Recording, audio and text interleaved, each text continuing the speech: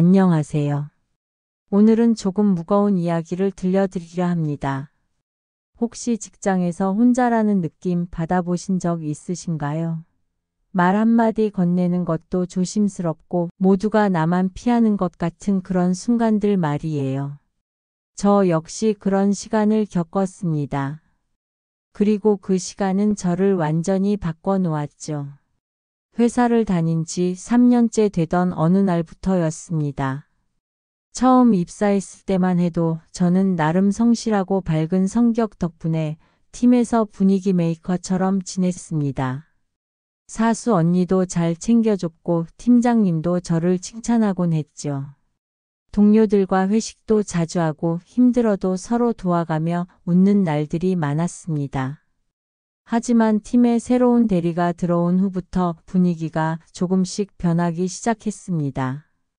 그 대리는 말수가 적고 조용했지만 은근히 사람들의 눈치를 보며 라인을 타는데 능했습니다. 저는 그런 게 불편해서 거리를 두려 했고 그게 시작이었나 봅니다. 어느 순간부터 사람들이 저를 슬금슬금 피하기 시작했거든요. 회의 때마다 제 아이디어는 무시당했고 단체 메신저 방에서는 제가 한 말엔 아무도 답을 하지 않았습니다. 어느 날은 점심시간에 가보니 아무도 자리에 없더군요. 단톡방엔 분명히 점심 같이 먹어요라고 쓴 제 메시지가 그대로 남아 있었습니다. 그때부터였을까요? 가슴이 답답해지고 매일 아침 회사 가는 게 두려워졌습니다. 말을 섞는 동료가 점점 줄어들었고 휴게실에서 마주쳐도 어색한 인사 한마디만 오갈 뿐이었습니다. 언젠가는 복사기 앞에서 줄을 서 있는데 제 뒷사람은 인사를 하면서도 제 앞을 새치기하며 지나가더군요. 순간 나도 모르게 뒷걸음질 치고 말았습니다. 아무도 나를 동료로 생각하지 않는다는 사실이 점점 선명해졌습니다. 처음엔 내가 뭔가 잘못했나 싶어 혼자 반성도 해봤습니다. 혹시 말실수라도 했나, 내가 너무 나섰나 생각했지만 아무리 곱씹어도 이유를 찾을 수 없었습니다. 그저 모두가 날 피하고 있다는 사실만이 점점 분명해졌습니다. 어느 날은 퇴근 후 엘리베이터 앞에서 팀원들끼리 수군대는 소리를 듣게 됐습니다. 쟤는 진짜 눈치가 없어. 왜 아직도 있지? 그 말이 귓가에 꽂힌 순간 눈물이 왈칵 쏟아졌습니다. 그렇게 저는 회사에서 점점 투명 인간이 되어갔습니다. 하루는 출근길에 발걸음이 무거워 도착하자마자 화장실로 들어가 울었습니다. 거울을 보니 부은 눈과 푸석한 피부, 웃지 않는 얼굴이 낯설게 느껴졌습니다.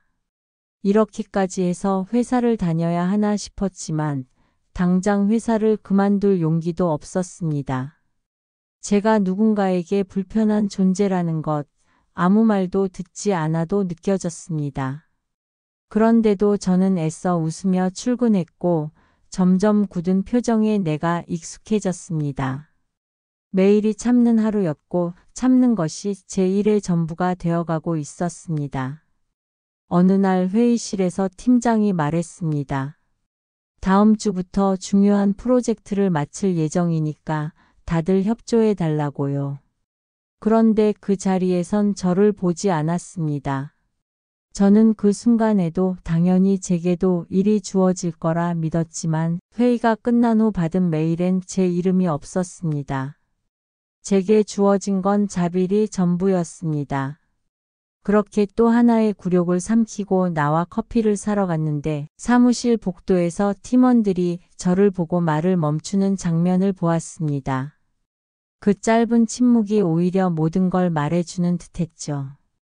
나는 이 회사에서 혼자구나. 그렇게 또 하루가 지나갔습니다.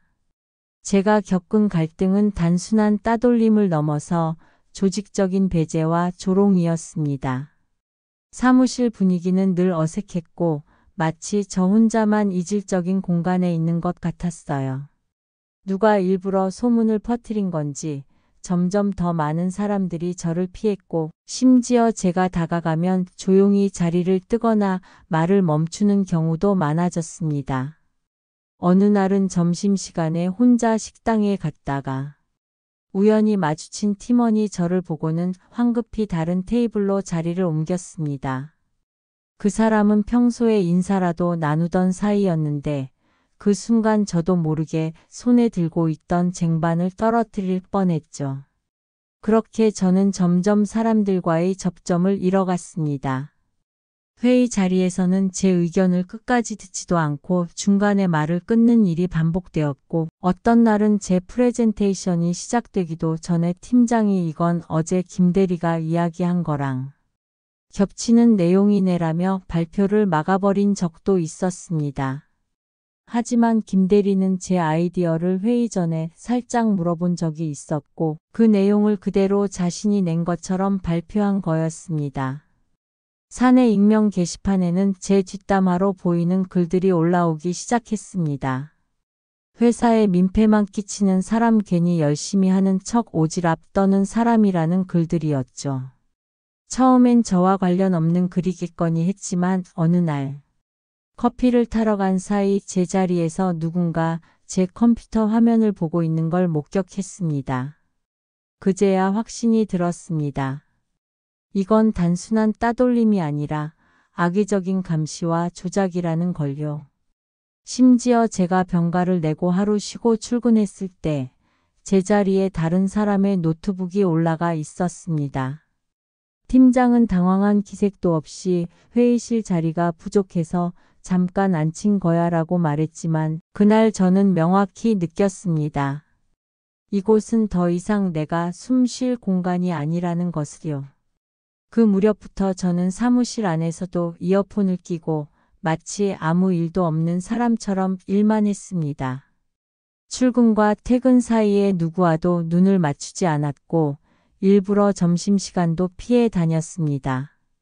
그렇게 외롭게 조용히 사라지는 듯한 나날이 이어졌고 저는 서서히 무너져가고 있었습니다. 하지만 저는 그 시간을 무너지기 위해 쓰지 않기로 했습니다. 저를 배제했던 사람들, 저를 무시했던 시선들, 그리고 내 고통에 무관심했던 조직에 반드시 내가 버티고 있었던 이유를 보여주고 싶었습니다. 하지만 모든 일엔 끝이 있다는 걸 그때는 몰랐습니다. 저를 향한 따돌림은 점점 노골적으로 변해갔고 이제는 업무적으로도 저를 배제하는 수준에 이르렀습니다. 공식적인 회의에도 제 자리는 점점 사라졌고 메일에서도 저는 참조조차 되지 않는 경우가 많았습니다. 프로젝트에 대한 논의는 제 자리를 피해 이루어졌고 제가 의견을 낼 기회조차 차단되곤 했습니다. 어느 날은 제 전자결제 서류가 의도적으로 반려되었고 이유를 묻자 담당자는 팀장님께 한 번 더 확인받아 보세요 라는 말만 남겼습니다. 같은 업무를 하고 있는 다른 대리는 같은 내용으로 문제없이 승인받았는데도 말입니다. 저는 점점 지쳐갔고 출근길마다 숨이 막히는 느낌을 견뎌야 했습니다. 심지어 제 자리가 누군가의 짐 보관소처럼 쓰이기도 했습니다. 제 책상 위엔 동료들이 쌓아놓은 택배, 박스, 업무와 상관없는 프린트물 쓰다 남은 간식들이 점점 늘어갔고 누가 올려놨는지조차 몰랐습니다. 마치 존재 자체를 무시당하는 느낌이었죠. 가장 충격적이었던 날은 회식 자리였습니다. 모두가 있는 단톡방에서 회식이 공지되었고 시간과 장소까지 정리되어 있었지만 저에겐 따로 알려주는 사람 하나 없었습니다.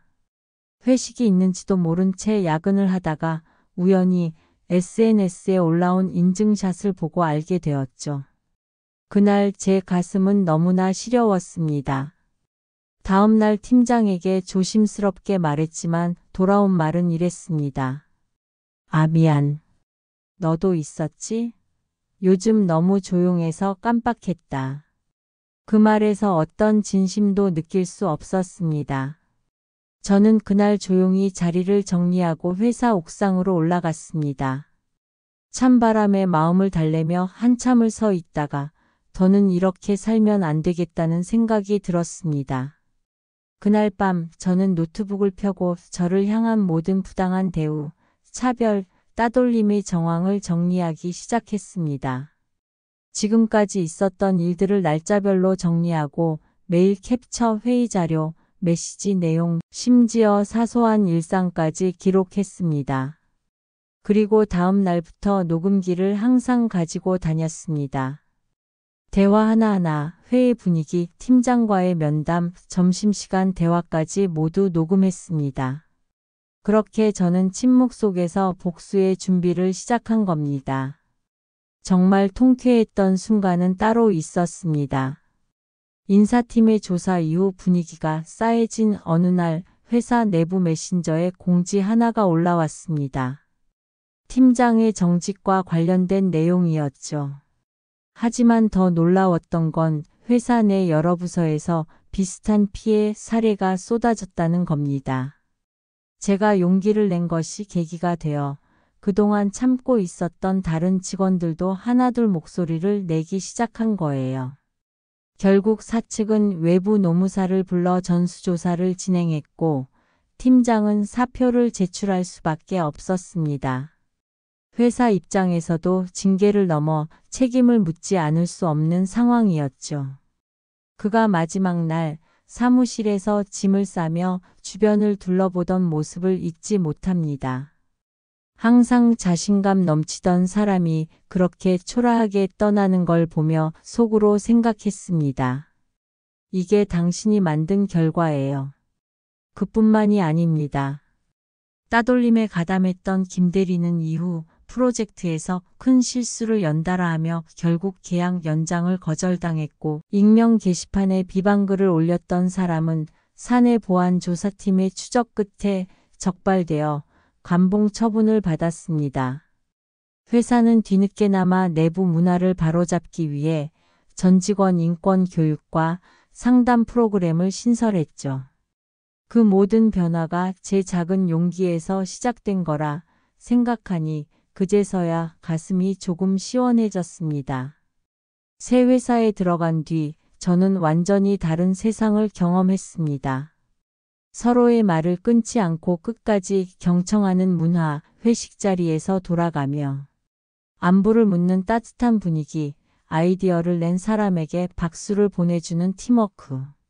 그곳에서 저는 비로소 진짜 나로 살 수 있었습니다. 어느 날 전 회사 동료 중 한 명이 저에게 조용히 연락을 해왔습니다. 그땐 미안했어. 나도 알고 있었지만 무서워서 아무 말도 못했어. 그 말에 저는 고개를 끄덕일 뿐이었습니다. 이해는 했지만 용서는 쉽지 않았으니까요. 그리고 팀장에게서도 다시 연락이 왔습니다. 그때는 내가 너무 미안했다. 내가 그 정도로 상처를 줬을 줄은 몰랐다. 저는 이번엔 단호하게 말했습니다. 그런 일은 몰랐다면 안 되는 자리였어요. 그 사람은 조용히 전화를 끊었습니다. 그 이후로는 더 이상 연락이 오지 않았습니다.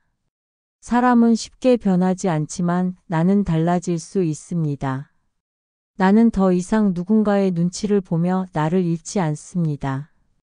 나는 이제 나 자신을 지킬 수 있는 사람입니다. 이 모든 과정을 통해 배운 것은 단 하나였습니다. 누구도 나를 투명인간 취급할 권리는 없습니다. 나는 소중한 사람입니다. 이 사연이 마음에 닿으셨다면 구독과 좋아요 눌러주시고 당신의 이야기도 댓글로 나눠주세요. 함께 공감하고 함께 이겨낼 수 있는 공간이 되었으면 합니다. 며칠 후 저는 조용히 인사팀에 정식 제보서를 제출했습니다. 팀 내 따돌림과 업무상 차별, 정신적 괴롭힘의 증거를 차곡차곡 정리해 함께 첨부했습니다. 증거 자료에는 메일, 회의록, 녹음 파일까지 모두 포함되어 있었죠. 인사팀은 예상보다 진지하게 반응했습니다. 그들은 조사를 시작했고 조용하지만 빠르게 사내 분위기는 긴장으로 바뀌기 시작했습니다. 팀장은 인사팀의 호출을 받았고 회의실에서 나와 굳은 표정으로 자리를 비웠습니다. 동료들도 하나 둘 조사 대상이 되었고 익숙했던 팀 분위기는 불편한 침묵으로 가득 찼습니다.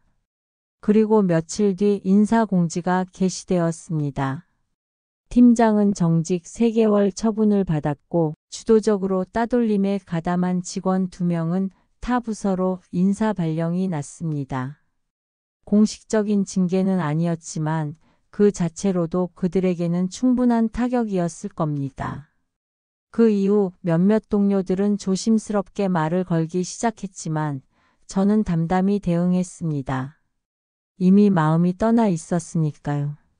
저는 준비해둔 포트폴리오와 경력 자료를 활용해 이직을 추진했고 결국 한 대기업 계열사의 마케팅팀으로 자리를 옮기게 되었습니다. 면접 당시 제 발표에 감동받은 임원이 있었고 바로 합격 통보를 받을 수 있었죠. 새 회사는 달랐습니다. 사람들은 서로를 존중했고 의견을 경청했으며 무엇보다 누구도 저를 무시하지 않았습니다. 처음엔 경계심이 앞섰지만 시간이 지날수록 저는 마음을 열 수 있었습니다. 이직 후 첫 회식 자리에서 팀장이 이런 말을 해주었습니다. 우린 누구 하나라도 소외되면 안 되는 팀이에요. 그 말에 울컥했던 순간을 아직도 잊지 못합니다. 몇 달이 지나 예전 회사 팀장에게서 연락이 왔습니다. 그때는 내가 너무 미안했다. 내가 그런 상황일 줄은 몰랐다. 라고요. 저는 짧게 답했습니다. 저는 괜찮습니다. 잘 지내세요. 더 이상 과거에 얽매이고 싶지 않았거든요. 사람은 쉽게 변하지 않지만 나는 달라질 수 있습니다. 나는 더 이상 누군가의 눈치를 보며 나를 잃지 않습니다. 나는 이제 나 자신을 지킬 수 있는 사람입니다. 이 모든 과정을 통해 배운 것은 단 하나였습니다. 누구도 나를 투명인간 취급할 권리는 없습니다. 나는 소중한 사람입니다. 이 사연이 마음에 닿으셨다면 구독과 좋아요 눌러주시고 당신의 이야기도 댓글로 나눠주세요. 함께 공감하고 함께 이겨낼 수 있는 공간이 되었으면 합니다.